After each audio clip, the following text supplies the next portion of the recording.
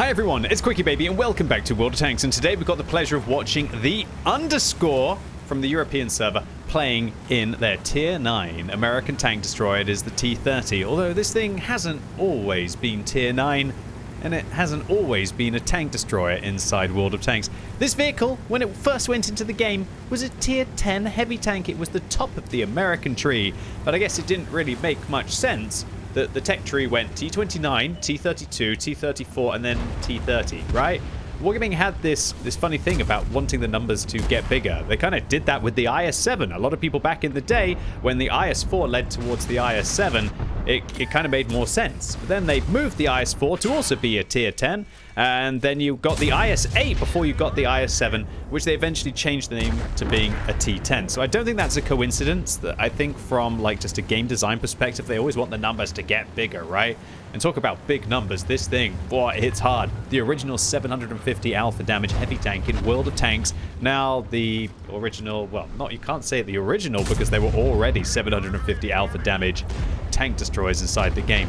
There are so many cool things about this model. Let me see if I can zoom in. You can see that just for a second there. You can see that there's like a little Sixth Sense indicator behind there. There's a bag with, I believe, all of like Wargaming's offices. We can also see that they're on the mud flap. Do you see? I'll pause it for a second so I can fly in and really show you this model. There's a heavy tank icon with a tank destroyer icon painted on top to signify where it was changed. There's like up and nerf for like buffing and nerfing this tank. There's plus or minus 25% on the barrel as well for the RNG inside the game. There's 10 years in service, which is when you used to be able to get this vehicle's skin. And also you notice that there's dice on the front, I guess signifying the RNG, but also notice how the dice add up to 10, which is what the T-30 used to be, the Tier 10 American heavy tank. So when it became Tier 9, it was actually pretty cool that Wargaming gave it to you for free at Tier 9 and gave you the T125 replacement as well. And even generously back in the day, if you had the T-34 when it used to be an American heavy tank at Tier 9, you got it free as a Tier 8 premium. It was actually my first ever Tier 8 premium that I got, because back then I was a poor PhD student and I didn't have money to spend frivolously on the game, and pretty much the only money that I spent was if I felt like there was a really good deal for premium time, if I knew I was going to have a lot of time to be able to play.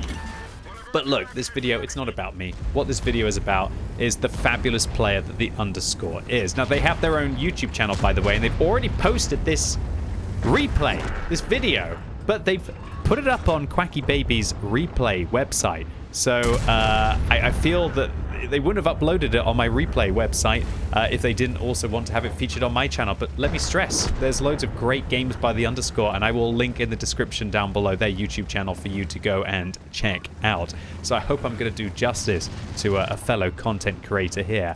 And trust me, the Underscore is definitely going to do justice to this tank. If you've seen in the thumbnail today, you might have an idea of just how crazy this game is going to get. Now, the outcome, I'm not going to spoil that. Just going to have to sit back and enjoy the ride as the Underscore shows you some classic American turreted tank destroyer action. So many people love the T-30 inside World of Tanks. It's this combination of just great standard pen, 276, that is a hard-hitting AP shell, big caliber gun, 155, meaning it overmatches all 50mm plates. And when you hit for 750 with 10 degrees of gun depression as well, you're so flexible on a ridgeline that you can manage to do work. The only downside to this tank, I guess, is that, yeah, the gun handling is a little bit whiffy.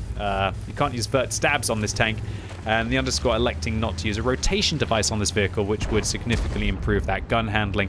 But the Underscore clearly likes firepower. They clearly like their reload. They have maximized the reload on this tank, which is probably one of the vehicle's weaker aspects. But still, sometimes, as you're going to see in this replay, if you can't get the shots out quickly, then you aren't going to get fire inside the game.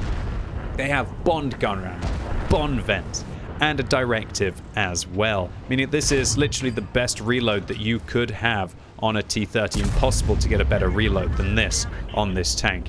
And yeah, as I said, sometimes it's not about improving the finesse of the vehicle to allow you to hit those shots more often, or even to be able to hit them with greater precision.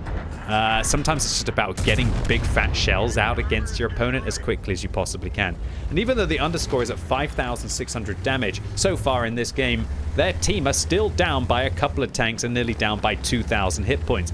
And that really goes to show that damage per minute in World of Tanks, in not every situation, but a lot of situations, is just irreplaceable. You have to have damage per minute on a tank, otherwise you simply just can't keep up with the speed of the battle and you will be overwhelmed. Think as if you're playing some kind of tower defense game. There's a reason why when you keep throwing money into the tower defense games or you play them long enough that you upgrade them and then suddenly you're able to handle those bigger load of zombies coming towards you, right?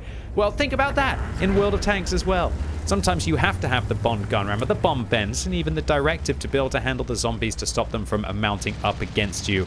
And unfortunately, with a vehicle like this, with its really big alpha, when they all start to have like 200 hit points, it doesn't matter if you've got kind of like that whopping 15-second reload once you've got this thing fully set up, like the underscore will have here.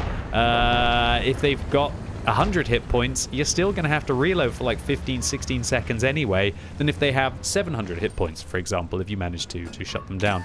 So the underscore is switching out to an HE shell here, I guess, for the T-30. This thing also has tremendous turret armor of 279. It is overmatchable on the top. Oh, I heard a tree fall there. It sounded like it was right behind the underscore. I'd be surprised if there wasn't a Kunze-Panzer. Doesn't look like they have the same headset as me. But there's also a lot going on in this game. And you know what? Maybe dealing with the T-30 is more important than dealing with that cheeky Kunze-Panzer that's trying to get through the rear of the underscore. So we noticed that Kunze-Panzer is probably having a better day. It looks like they're really enjoying their weekend, if you know what I'm saying. But now the underscore is going to obliterate the side armor of that 752, and luckily the Leopard prototype is going to finish off the TL7, meaning that we were momentarily in a 2 versus 6. But now the underscore and Vergis Geary is going to have to see what they're able to do. And whoa, apparently just clutch shot the turret of that sneaky Kunze-Panzer. There you go. Now the underscore up to 8,400 damage and 5 kills. He's going to have to create a good crossfire here with the Leopard. Unfortunately, on the mini-map, that WT Alf Panzer IV and the Felice have not been spotted in a while. But ooh, a big shell there. No intuition switch for the underscore to maybe try and make an HE shell work. The AP shells on this vehicle, yeah, very good. Looks like the underscore actually has realized the Felice, or however the hell I meant to see it, is sneaking behind him, and this is big moments. Big boy alpha shot, 800 damage dealt, but the Felice, or the Felice, unfortunately puts in a 457 damage heat round there. So the underscore, again, loses 500 hit points now. They got to have a high roll here. Oh no, only 700, now up to 10,600 damage. Where's that Leopard prototype when you need him? Okay, the WT has missed, so surely the goal should be to get the Felice right now and to not get the WT, but I guess the underscore realized that that 752 was the sneaky snake that got them in the back. And, I mean, boys and girls, not like this. Can you believe it? 11,300 damage in this battle in a tier 9 tank destroyer? How can you possibly lose? That's pretty much half of the enemy's health bar. Surely you've got to ask for more from the 14 players on your team. I am in disbelief. This game gave me emotional damage. And the underscore says, bro, and what does the underscore have to say next? How am I losing with 11,000 damage? Sad face.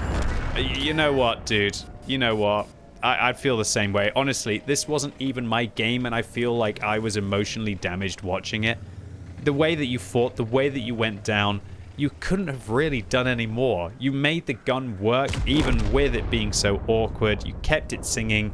You tried to win this zombie tower defense game, but unfortunately, looks like there was just a couple too many of them. So a high caliber here for what I think is underscore's damage record on their account for 11,349 and destroyed a third of the enemy team with those 5 kills. This was 1,319 base experience. When you factor in courageous resistance as well. That means that this is going to be a near 2,000 base experience game. And the underscore actually managed to get more experience than everyone on the enemy team, even though they got the plus 50% for winning. On top of that, because the underscore didn't unnecessarily spam gold the entire battle, they make a 53,000 credits profit even after resupplying the premium consumable at full price.